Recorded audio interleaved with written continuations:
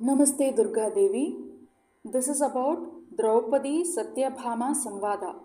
இது மகாபாரதத்தோட வனப்பர்வத்தில் வருவது. வைஷம்பாயனான்னு ரிஷி இருக்காங்க. இப்போது பாண்டுவோட பசங்க, அதாவது பாண்டவாஸ் எல்லாம் உட்கார்ந்ததுக்கப்புறம், பிராமணாஸ் எல்லாம் உட்கார்ந்ததுக்கப்புறம், திரௌபதி எல்லாம் ரெஸ்ட் எடுத்துகிட்ருக்காங்க. அப்போ திரௌபதியும் சத்யபாமாவும் அவங்க ஆசிரமத்துக்கு போனாங்க. அவங்க ரொம்ப சந்தோஷமாக இருந்தாங்க. நல்லா ஜாலியாக சிரிச்சுக்கிட்டு அவங்களும் நல்லா சந்தோஷமாக உட்காந்துட்டாங்க. இந்த ரெண்டு பேரும், திரௌபதியும் சத்யபாமாவும், எப்பொழுதும் ஒருத்தரோட ஒருத்தர் ரொம்ப ஸ்வீட்டாக பேசிப்பாங்க. ரொம்ப நாள் கழித்து வந்தாங்க. ரொம்ப நாள் கழித்து பார்க்குறதுனால அவங்க நிறைய விஷயத்தை பற்றி பேச ஆரம்பிச்சிட்டாங்க. இந்த கௌரவாஸ், யாதவாஸ் அவங்கள பற்றி நிறைய விஷயங்களை கேட்க ஆரம்பிச்சிட்டாங்க, பேசினாங்க. அவங்க ரெண்டு பேர்த்துக்கும் நல்ல ஒல்லியான ஸ்லெண்டர் வெயிஸ்ட் இருந்தது. அவங்களோட இடுப்பு ரொம்ப ஒல்லியாக இருக்கும். கிருஷ்ணாவோட ஃபேவரட் ஒய்ஃப், கிருஷ்ணாவுக்கு 16,108 ஒய்ஃப்ஸ். அதில் ஃபேவரட் சத்யபாமா. அவங்க சத்ராஜித்தோட பொண்ணு. அவங்க திரௌபதி கிட்ட ப்ரைவேட்டாக கேட்டாங்க,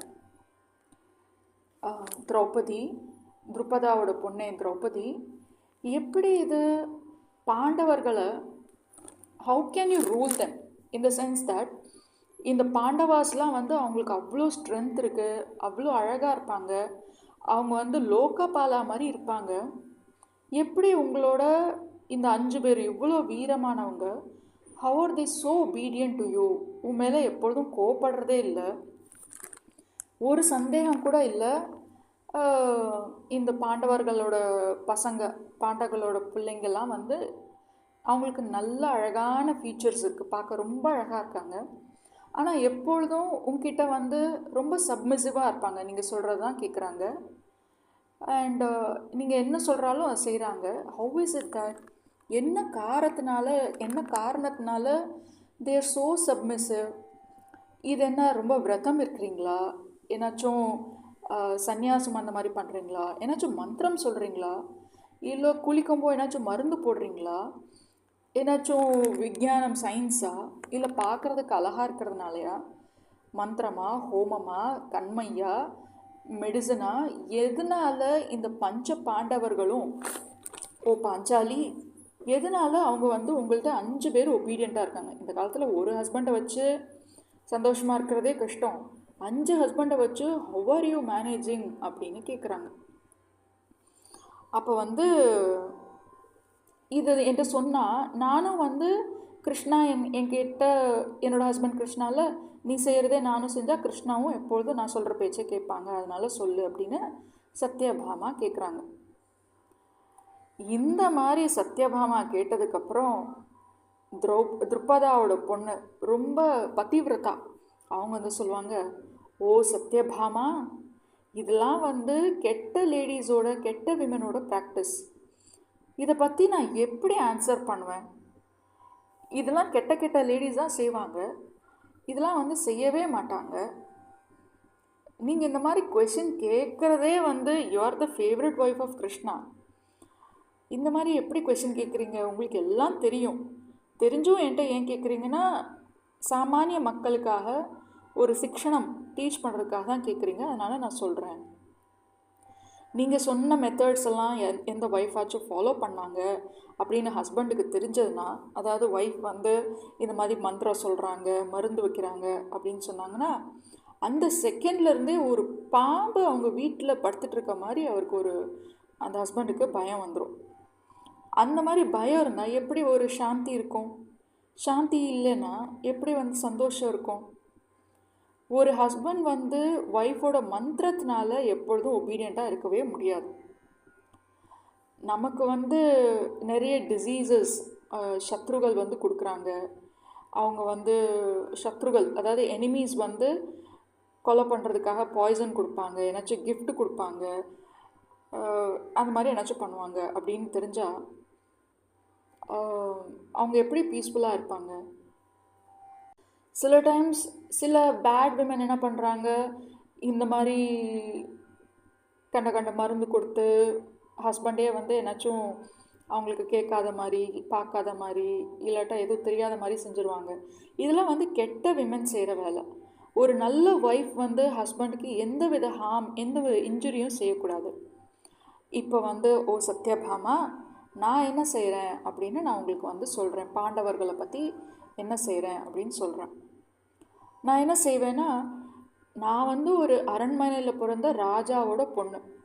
பட் நான் அவ்வளோ பெரிய குலத்தில் பிறந்தேன் அப்படின்னு சொல்லிட்டு அந்த ஒரு ஹாட்டினஸ், ப்ரைட் அதெல்லாம் தனியாக விட்டு வச்சுட்டு, என்னோடய ஆசைகள், என்னோடய கோபத்தெல்லாம் விட்டு வச்சுட்டு, பாண்டவர்கள், அதாவது பாண்டுவோட புத்திரர்கள், அவங்களுக்கு வந்து எப்பொழுதும் பக்தியாக சர்வ் பண்ணும் அப்படின்னு நினைப்பேன்.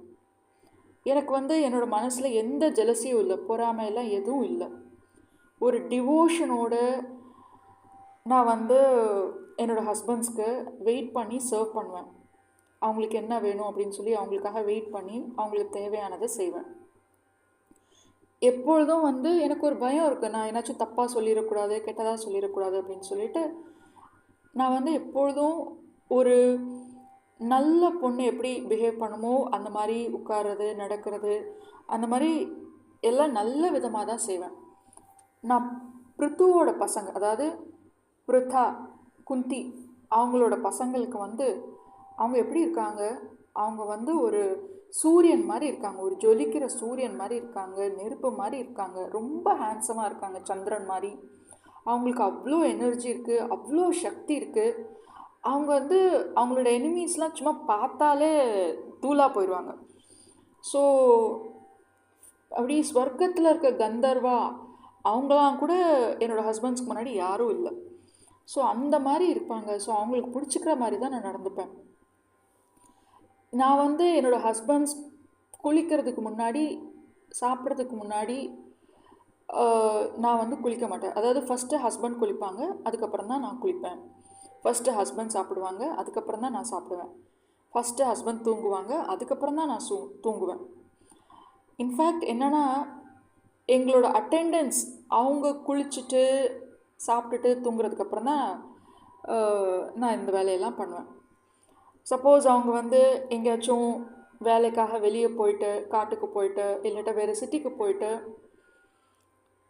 எங்கேயாச்சும் போயிட்டு வந்தாங்கன்னா நான் வந்து சீக்கிரமாக எந்திரிச்சு என்னோடய ஹஸ்பண்டுக்கு ஒரு நமஸ்காரம் பண்ணி, அவங்களுக்கு தண்ணி, உட்காரதுக்கு இடம் அப்படின்னு எல்லாத்தையும் நீட்டாக செட் பண்ணி வைப்பேன். நான் வந்து வீட்டில் இருக்க எல்லா ஹவுஸ்ஹோல்டு ஆர்டிகல்ஸ், எல்லா ஐட்டம்ஸ், வீட்டில் என்னென்னலாம் இருக்கோ, என்னெல்லாம் சாப்பாடு இருக்கோ, அதெல்லாம் வந்து நீட்டாக ஆர்டராக க்ளீனாக வச்சுருப்பேன். நான் வந்து சாதத்தை வந்து நல்லா ப்ராப்பராக கேர்ஃபுல்லாக வைப்பேன். சாப்பாடை ப்ராப்பர் டைமுக்கு சர்வ் பண்ணுவேன். எப்பொழுதும் கோபமாக இந்த மாதிரி பேசுகிறதுலாம் இல்லை. சில பேர் வந்து விக்கடாக இருப்பாங்க, சில பேர் கெட்டவங்களாக இருப்பாங்க. நான் அவங்கள மாதிரி இமிட்டேட் அவங்க செய்கிற மாதிரிலாம் நான் செய்ய மாட்டேன். நான் எப்பொழுதும் சோம்பேறியாக இருக்க மாட்டேன், சுறுசுறுப்பாக இருப்பேன். எது எல்லாத்துக்கும் பிடிக்குமோ அதை தான் செய்வேன். இஷ்டத்துக்கு சிரிக்க மாட்டேன். இந்த ஹவுஸ் கேட்டு, இந்த வீட்டோட கேட்டு, வீட்டோட துவாரம், அங்கெல்லாம் நான் வந்து ரொம்ப நேரம் நிற்க மாட்டேன். அண்டு பாத்ரூம் போகும்போது, 1 பாத்ரூம் போகும்போது, 2 பாத்ரூம் போகும்போதெல்லாம் ரொம்ப நேரம் அங்கே இருக்க மாட்டேன்.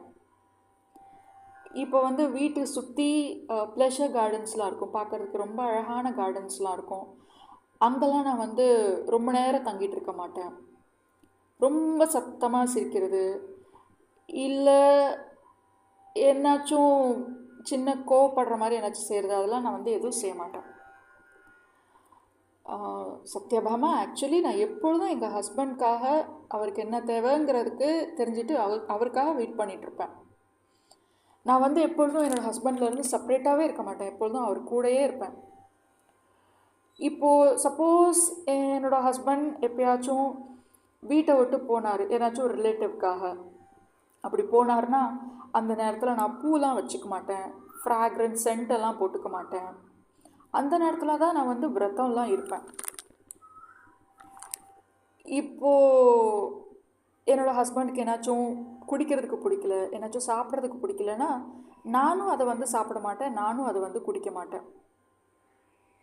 நான் வந்து எப்பொழுதும் எப்போ டெக்கரேட் பண்ணுவேன்னா நல்ல ஆர்னமெண்ட்ஸ் நல்ல ஜுவல்ஸ்லாம் எப்போ போடுவேன்னா என்னோடய ஹஸ்பண்ட்காக தான்.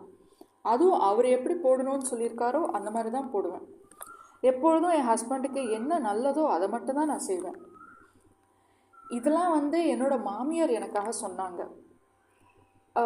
மித்தவங்களுக்கு வந்து தானம் பண்ணுறது, சாமியை வர்ஷிப் பண்ணுறது, பித்ரூஸ் நம்ம செத்தவங்களுக்கு வந்து ஸ்ரார்த்தம் பண்ணது, அதுக்கப்புறம் சமைக்கிறது, விசேஷ நாள்களில் என்ன ஆஃபர் பண்ணுறது, பித்ருகளுக்கு, கெஸ்ட்ஸுக்கு, யாராச்சும் வீட்டுக்கு வந்தாங்கன்னா யாராச்சுக்கும் நம்ம வந்து ஏதாச்சும் செய்யணுன்னா அதெல்லாம் எப்படி செய்யணும் அப்படின்னு சொல்கிறத வந்து மாமியார் சொல்லியிருக்காங்க, வீட்லேயும் சொல்லியிருக்காங்க. அதை day and night whole day எந்த ஒரு சோம்பேறித்தனமும் இல்லாமல் நான் செய்வேன்.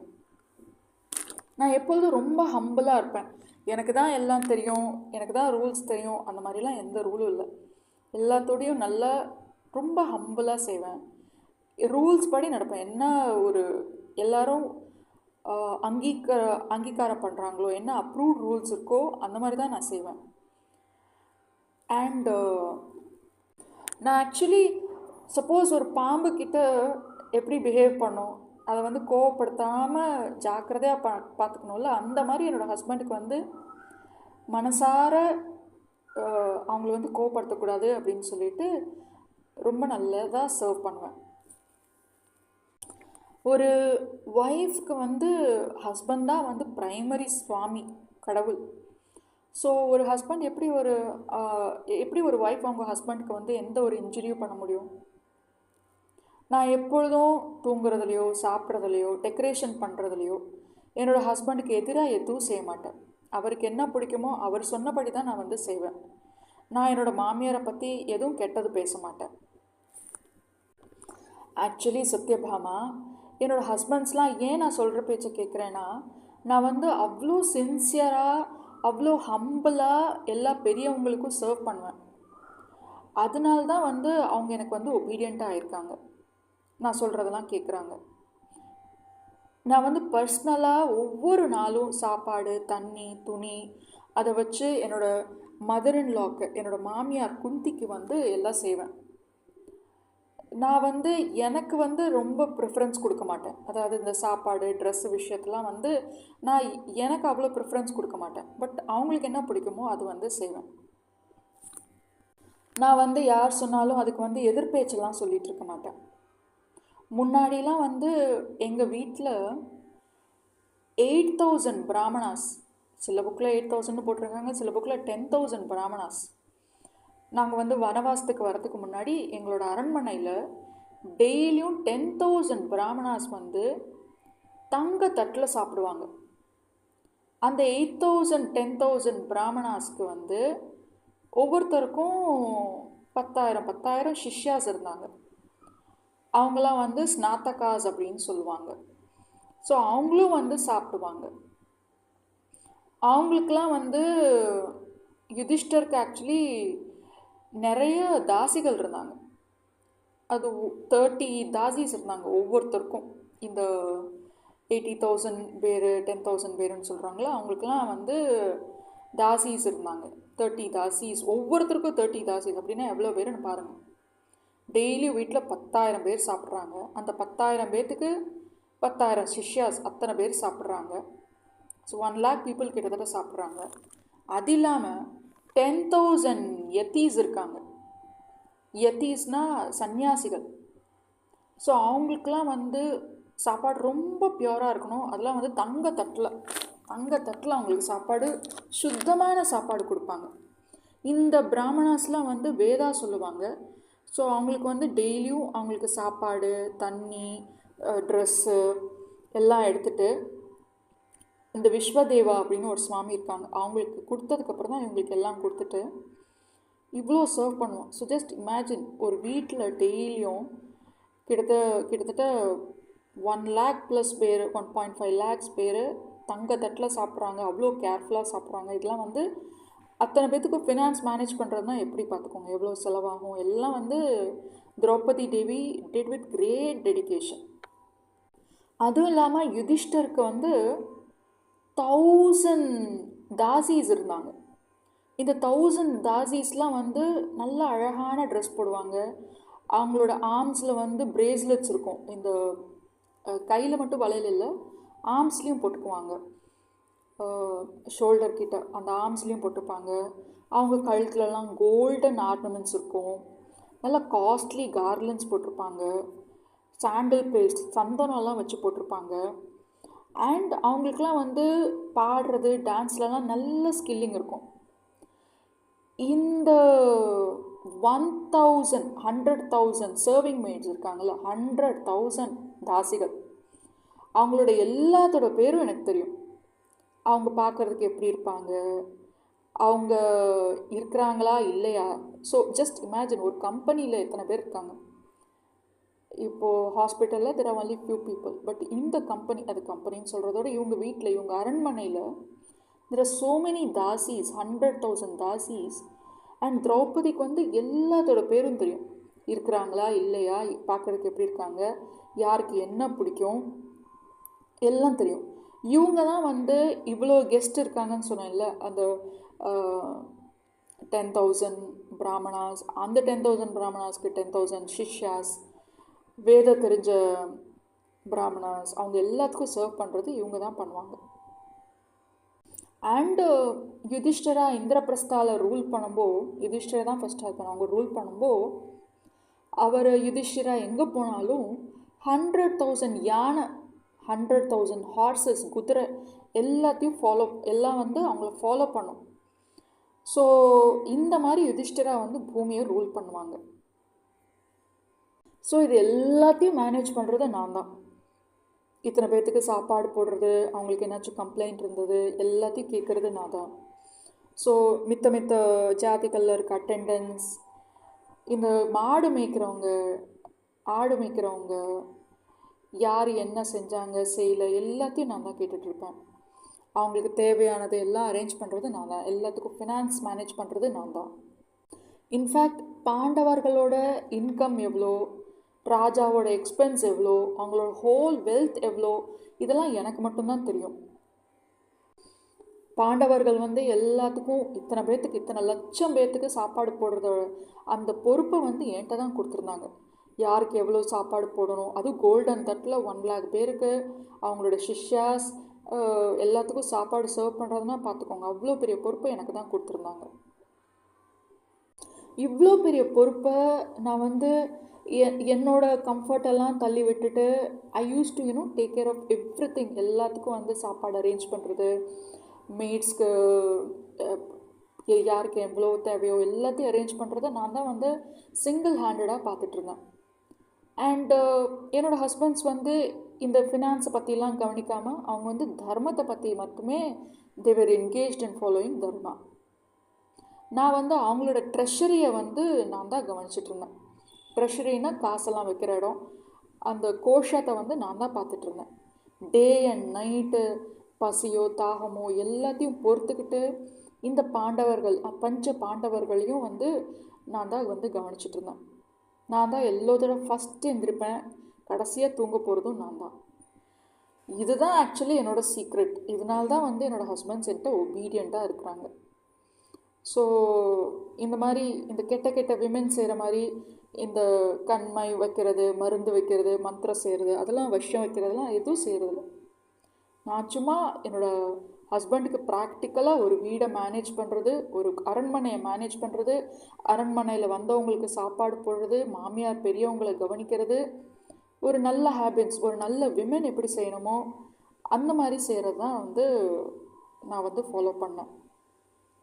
இதெல்லாம் கேட்டுட்டு சத்யபாமா சொல்கிறாங்க, ஓ யக்ஞசேனா திரௌபதி, ஆக்சுவலி ஃபர்கிவ் பண்ண, இதெல்லாம் சும்மா ஃப்ரெண்ட்லி கான்வர்சேஷன். எனக்கு அஃப்கோர்ஸ் உனக்கே தெரியும், இதெல்லாம் தெரிஞ்சது தான். இதை நான் சும்மா கேஷுவலாக கேட்டேன். அப்போ திரௌபதி சொல்லுவாங்க, மகாலட்சுமி எனக்கு தெரியும், நீங்கள் வந்து மித்தவங்களுக்கு எல்லாம் உங்களுக்கு தெரியும், ஆனால் மித்த விமென்க்கு வந்து ஒரு அட்வைஸ் சொல்கிறதுக்காக தான் வந்து என் வாயால் சொல்ல வச்சிங்க. இப்போ நான் வந்து ஒரு ஹஸ்பண்டோட ஹார்ட்டை எப்படி வந்து நல்லபடியாக வச்சுக்கணும் அப்படின்னு சொல்கிறேன். ஒரு ஹஸ்பண்டுக்கு சமமான எந்த சாமியும் இல்லை. ஹஸ்பண்ட் தான் வந்து ஒய்ஃப்க்கு சுவாமி. ஒரு ஹஸ்பண்ட் இருந்து தான் அழகான பெட்டு, சீட்டு, நல்ல ட்ரெஸ்ஸு, கார்லன்ஸ், பர்ஃப்யூம்ஸ், நல்ல புகழ், ஸ்வர்க்கம் எல்லாம் ஹஸ்பண்ட்ட இருந்து தான் கிடைக்கும். மித்த மீன்ஸ்லேருந்து கிடைக்கிறது. இதெல்லாம் வந்து ஒரு நல்ல பதிவிரதா, ஒரு நல்ல ஒய்ஃப் வந்து எந்த ஒரு கஷ்டமும் இல்லாமல் வந்து அடைவாங்க. அதனால சத்யபாமா கிருஷ்ணாக்கு எப்பொழுதும் வந்து நல்ல சீட், நல்ல மாலை, கார்லன்ஸ், நல்ல ட்ரெஸ்ஸு எல்லாத்தையும் ஆஃபர் பண்ணுங்க, நல்ல பர்ஃப்யூம்ஸ். ஸோ இதெல்லாம் கொடுத்ததுனா he will think okay my wife loves me அப்படின்னு நினச்சிட்ருப்பாங்க. என்னோடய ஹஸ்பண்டோட வாய்ஸ் கேட்டுக்கிட்ட கேட்டதுன்னா உடனே சட்டுன்னு சீட்டை விட்டு எந்திரிச்சு ரூம்லேருந்து எந்திரிச்சு அவங்களுக்காக எல்லாத்தையும் செட்டப் பண்ணி ஒரு நல்ல உட்காரதுக்கு இடம் அரேஞ்ச் பண்ணி கால் கழுவுறதுக்கு தண்ணி கொடுத்து, அப்போல்லாம் வந்து people use to walk without செப்பல்ஸாக ஃபுட்வேராக, இல்லை வீட்டுக்கு வந்தோடனே தில் வாஷ் தேர் லெக்ஸ்.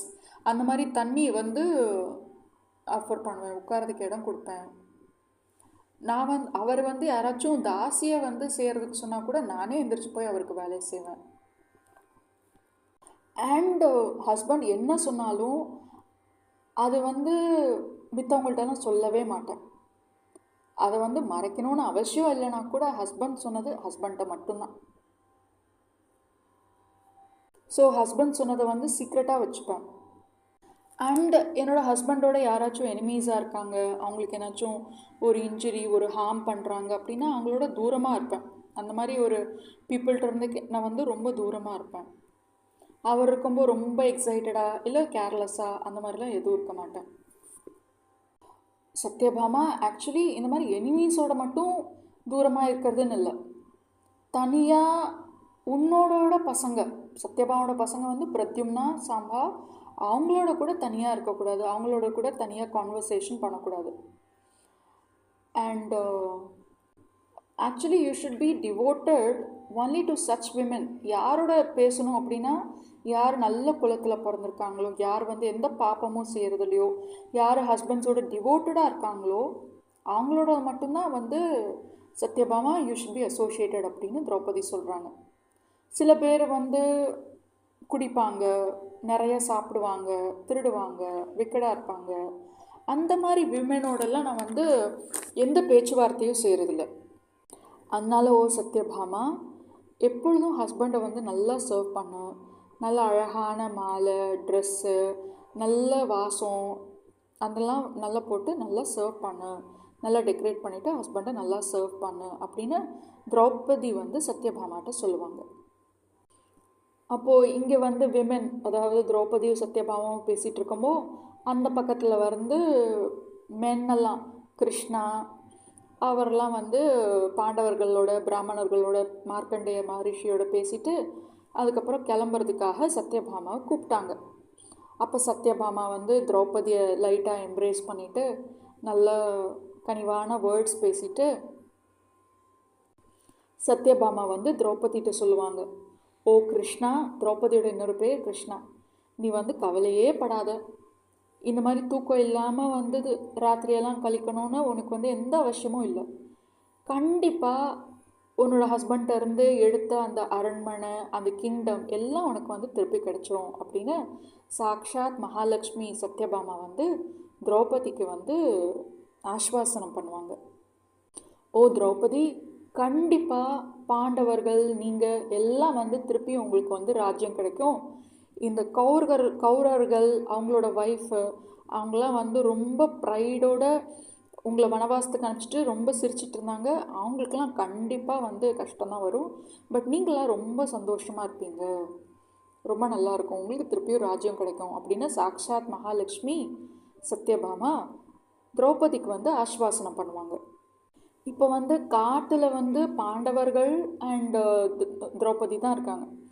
திரௌபதியோட பசங்க பிரதிவிந்தியா, யுதிஷ்டரோட பையன் பிரதிவிந்தியா, பீமாவோட பையன் சுதசோமா, அர்ஜுனாவோட பையன் ஸ்ருதகர்மா, நக்குலாவோட பையன் சதானிகா, சஹதேவாவோட பையன் ஸ்ருதசேனா, இவங்களாம் வந்து இப்போது சுபத்ரா தான் பார்த்துட்ருக்காங்க, கிருஷ்ணாவோட தங்கச்சி. அவங்களாம் வந்து வெப்பன்ஸில் யுத்த அஸ்திரத்தில் வந்து நல்ல ஸ்கில்டாயிட்டாங்க. அவங்களுக்கு அதை எப்படி யூஸ் பண்ணணும்னு நல்லா தெரிஞ்சிருச்சு. அபிமன்யோட எல்லாமே துவாராவதியோட தங்கிட்டு இருக்காங்க. நல்லா சந்தோஷமாக தான் இருக்காங்க. அண்ட் சுபத்ரா கூட அவங்கள தன்னோட பிள்ளை மாதிரி நல்லா சந்தோஷமாக நல்லா பார்த்துட்ருக்காங்க. கிருஷ்ணா அப்புறம் எல்லாமே வந்து உன்னோட பசங்களை நல்லா பத்திரமா பார்த்துட்ருப்பாங்க. அண்ட் என்னோட மாமியார் வந்து எப்பொழுதும் அவங்களுக்கு நல்ல சாப்பாடு நல்ல ட்ரெஸ் எல்லாம் கொடுத்துட்ருக்காங்க உங்களோட பசங்களுக்கு. ஸோ அதனால் உங்களோட 5 பசங்களை பற்றி கவலையே பட வேணாம். அண்ட் வீட்டுக்கு வர எல்லா ரிலேட்டிவ்ஸ், இந்த விருஷ்ணிஸ், ராமா, பலராமா, யாரெல்லாம் வராங்களோ எல்லாரும் உன்னோட பசங்களை நல்லா பார்த்துட்ருக்காங்க. இந்த மாதிரி சத்யபாமா வந்து திரௌபதி கிட்ட சொல்கிறாங்க.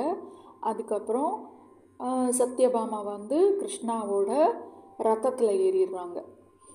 அப்போ வந்து திரௌபதி வந்து சத்யபாமாவுக்கு டாட்டா சொல்லிவிட்டு நல்லா சந்தோஷமாக